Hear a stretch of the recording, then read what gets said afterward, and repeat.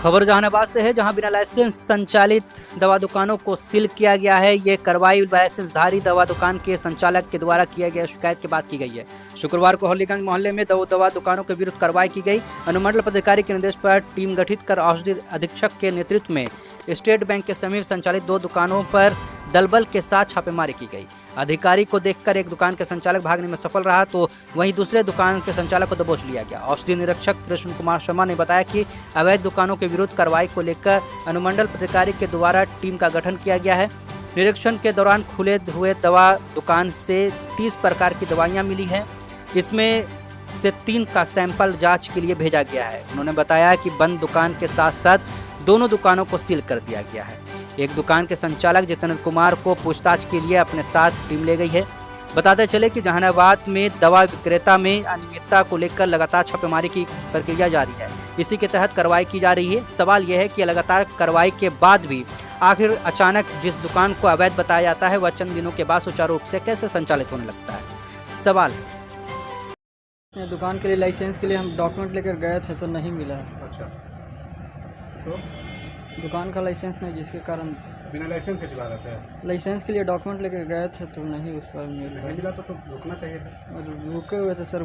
घर में कोई आदमी नहीं है, फैमिली में अकेले मम्मी पापा नहीं हैं, तो पेट कहाँ से भरेगा, उसके लिए हम खोले हुए थे दुकान।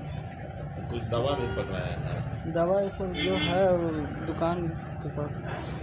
किसके सलाह पर चला रहे हैं? किसी के सलाह से नहीं चला। क्या नाम हुआ तुम्हारा? जितेंद्र कुमार। कहाँ गए थे? कई दिनों से शिकायत मिल रही थी कि अवैध चल रहा है, लेकिन जब भी हम लोग आते थे तो यह बंद मिलता था।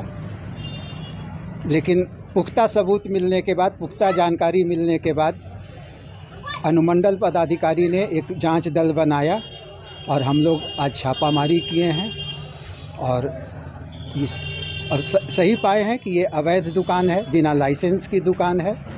और इसके जो स्वत्वाधिकारी हैं जितेंद्र कुमार जी, उन्होंने दुकान से संबंधित या दवा से संबंधित किसी तरह का कोई कागजात प्रस्तुत नहीं किया, इसलिए दवा के सीजर की जा रही है। और 3 तरह की दवाओं को नमूना लिया गया है, जिसको जांच हेतु प्रयोगशाला में भेजा जाएगा और अवैध दुकान पर विधि सम्मत केस दर्ज किया जाएगा। कितना दुकान पर छापामारी? अभी तो आज तो शुरुआत ही हुआ है मुहिम का। बगल के दुकान जो कि बंद पाई गई, लेकिन उसके भी दुकान संचालन की जानकारी है, इसलिए उस दुकान को सील किया जा रहा है। और एक सूचना दी जा रही है दुकानदार के नाम से कि वो वैध कागजात के साथ यदि कोई हो तो कार्यालय में आकर के प्रस्तुत करें, ताकि आगे की प्रक्रिया शुरू की जाए सील खोलने की। और अगर वो प्रस्तुत नहीं करते हैं वैध कागजात, तो फिर मजिस्ट्रेट फोर्स के साथ दुकान का सील खोल करके सीजर करते हुए आगे की कानूनी कार्रवाई की। दुकान चल रहे हैं, तो आप लोगों से अनुरोध है कि आप लोग उसकी जानकारी दीजिए और हम लोग कार्रवाई के लिए तत्पर हैं।